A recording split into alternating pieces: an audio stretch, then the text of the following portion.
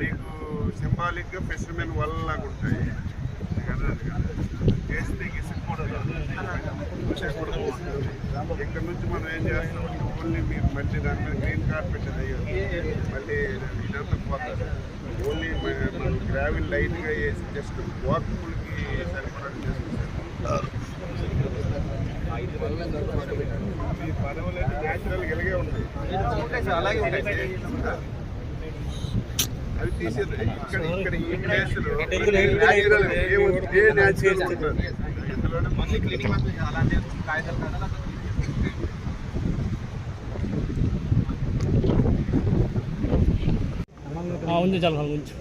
1982లో విశ్వవిఖ్యాత నట సార్వభౌముడు నందమూరి తారక రామారావు గారు తెలుగుదేశం పార్టీ పెట్టిన తర్వాత 44 సంవత్సరాలు కష్టం వచ్చినా సుఖం వచ్చినా ఇబ్బంది వచ్చినా నిరంతరం తెలుగుదేశం పార్టీకి అంటి పెట్టుకున్నటువంటి కమ్యూనిటీస్ కొన్ని ఉన్నాయి. అందులో మత్స్యకార కమ్యూనిటీ ఒకటి. అందుకే ఆ రోజు నుంచి నేటి వరకు ప్రభుత్వం నుంచి ఏ విధంగా సహాయపడాలో అన్ని విధాలు కూడా సహాయపడుతున్నాం. ఆ రోజు ఫస్ట్ మత్స్యకార గ్రామాల్లో కనీస మౌలిక సదుపాయాలు లేకపోతే పాఠశాల కానీ, అదేవిధంగా విద్యుత్ సౌకర్యం కానీ, మంచినీళ్ళు కానీ, రోడ్లు కానీ, గృహ నిర్మాణం కూడా ఫస్ట్ తెలుగుదేశం పార్టీ పెట్టిన విషయం మనందరికి కూడా తెలుసు. దీంతో పాటుగా వారి జీవనోపాధి పెరగాలని మత్స్యకారులు బోట్లు కానీ, వల్ల కానీ, వాళ్ళు పట్టుకున్నటువంటి చేపలు ఇతర ప్రాంతాలకు తీసుకెళ్ళి అమ్ముకోవడానికి బొలోరా వెహికల్స్ కానీ, 2 వీలర్స్ కానీ ఇవన్నీ ఇచ్చాం. ఒక సందర్భంలో కేంద్ర ప్రభుత్వం ప్రతి సంవత్సరం మత్స్య సంపద పెరగాలి, 2 మాసాలు హాలిడే ఇస్తే ఆ సమయంలో మత్స్య సంపద పెరుగుతుందని చెప్పి కేంద్ర ప్రభుత్వం ఒక నిబంధన తీసుకొచ్చింది. అది కూడా ఆ రోజు తెలుగుదేశం పార్టీ అధికారంలో ఉన్నప్పుడు తీసుకొచ్చినటువంటి కార్యక్రమం.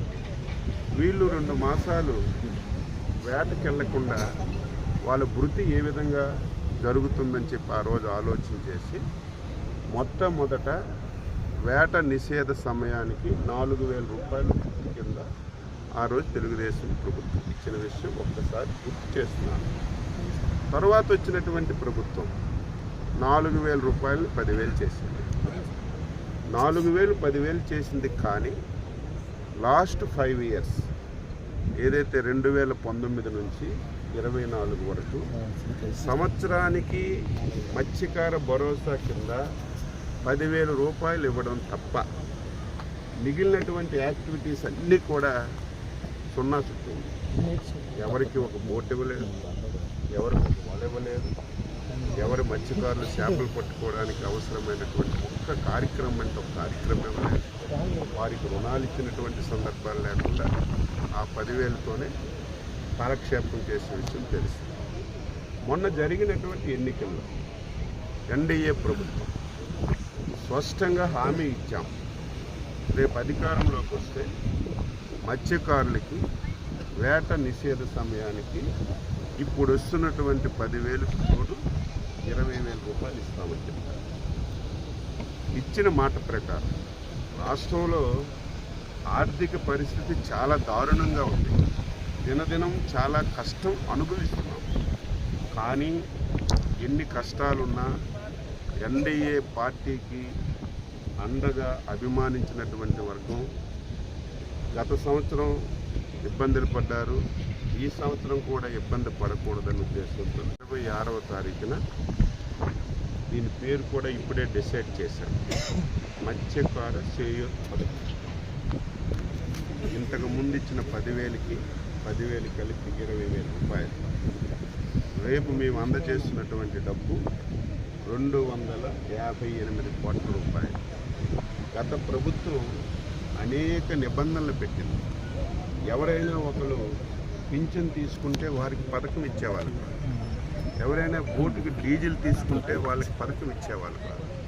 ఎన్ని నిబంధనలు పెట్టి చాలామందికి ఇబ్బంది పెట్టారు.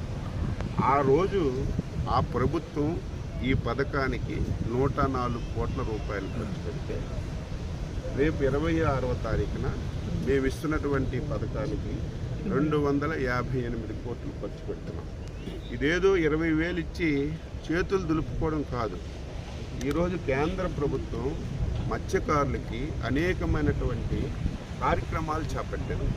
ప్రధానమంత్రి మత్స్య యోజన పథకం, ఈ పథకాన్ని గత 5 సంవత్సరాలు ఒక 5 పైసలు కూడా ప్రభుత్వం ఉపయోగించుకోవాలి. ఓట్లు ఇస్తున్నాం, వల్లు ఇస్తున్నాం, ఏదైతే వ్యాన్స్ ఇస్తున్నాం, ఇవన్నీ మళ్ళీ చేసి మత్స్యకారులు మన ప్రాంతం నుంచి ఇతర ప్రాంతాలకు వెళ్లకుండా ఇక్కడే ఉండి ఉపాధి కలిగే విధంగా కార్యక్రమాలన్నీ చేయాలని నిర్ణయించాం. అవన్నీ చేస్తాం. ఇక రేపు బుడగట్లపాలెంలో ఈ కార్యక్రమం ప్రారంభిస్తాం.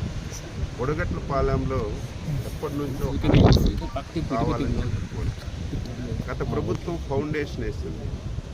హార్బరు ఉన్న దానికంటే ఎక్కువ ఎస్టిమేషన్స్ వేశారు. బుడగట్లపాలెంలో హార్బర్ కూడా తొందరగా కొనసాగిస్తామని కూడా ఈ సందర్భంగా తెలియజేస్తున్నాం.